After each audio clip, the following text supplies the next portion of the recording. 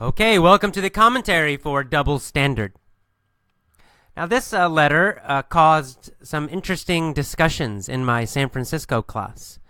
And there were two main topics. One topic was the topic of families and individuals. And the other topic was double standards for men and women. And I'll talk about both of these and a little bit about what's common in America, common opinions in America, and what are some of the different ideas in different countries. So first, this topic of family and individuals.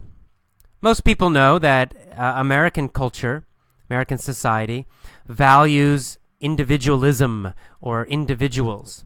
And we have an idea that adult individuals should make their own choices. And they should not worry about what other people think, even their families. And as you get older, this becomes stronger and stronger. So when I read this letter, for example, and I saw this woman is in her mid-50s, middle 50s, so she's probably, 55 years old.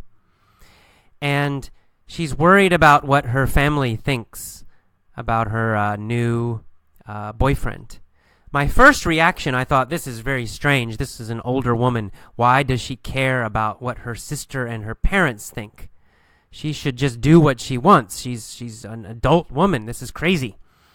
And that's a common American reaction. We have an idea in the United States that when you're an adult, you should be independent. You should make your own decisions. You should not ask your parents for advice all the time. You should not live with your parents when you're an adult, right? That's a very common, strong view. This is very interesting because in classes that I've had before, there's a very interesting difference in culture here, especially this idea of living with your family.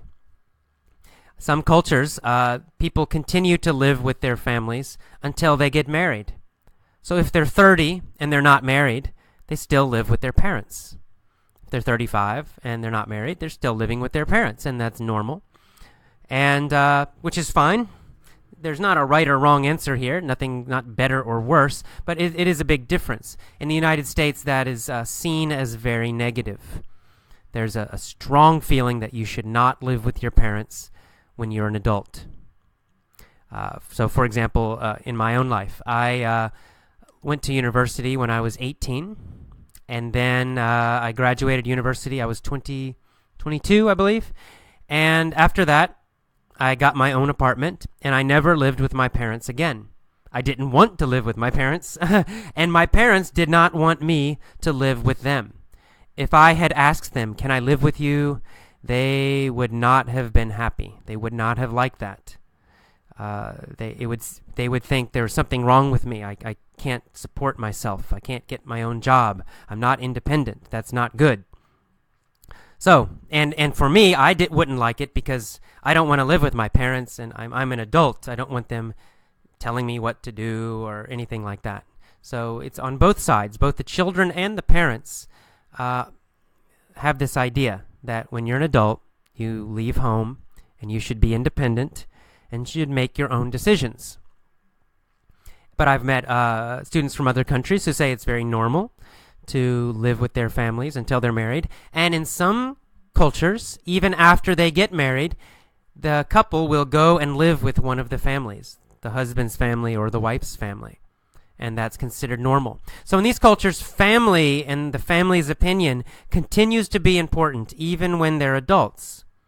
So maybe some of you listen to this article, you think, oh, this sounds normal. Maybe some of you think this woman needs to worry about her family. If her family doesn't like the situation, maybe she should not date Will. That might be a reaction that some people have.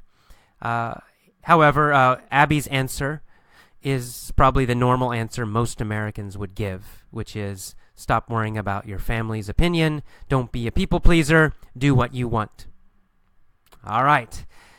Next, the issue of double standards. This was the second topic we discussed in my San Francisco class. And the double standards refers to men and women, and the fact that there are double standards for men and women when dating. If a man dates a lot of women, it's often no problem. People don't criticize him. In fact, sometimes they think, hey, he's a cool guy. Look at all those girlfriends he has. This is great. What a good guy.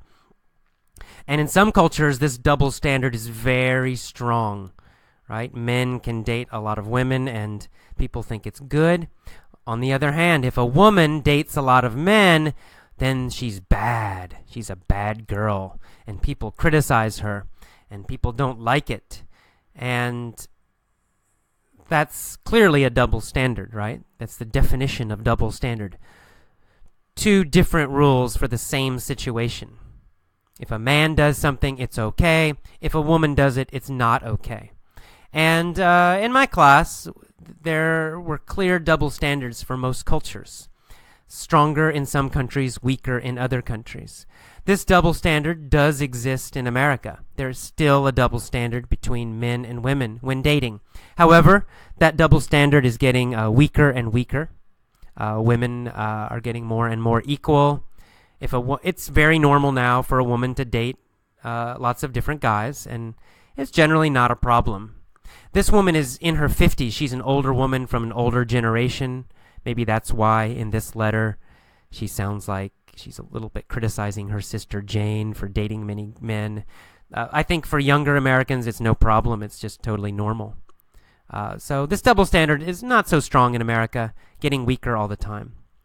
In other countries, in my class, some of the Asian students, for example, mentioned that this is a very strong double standard in their countries, that the men are almost encouraged to date a lot of girls, and it's seen as very cool. But if a woman even has sex before she's married, something's wrong with her. She's a bad girl. Everybody criticizes her. And it's a strong double standard.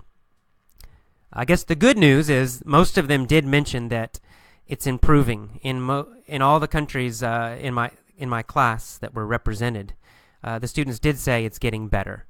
It maybe it's still bad, but the double standards are improving in most places in the world, and that's good.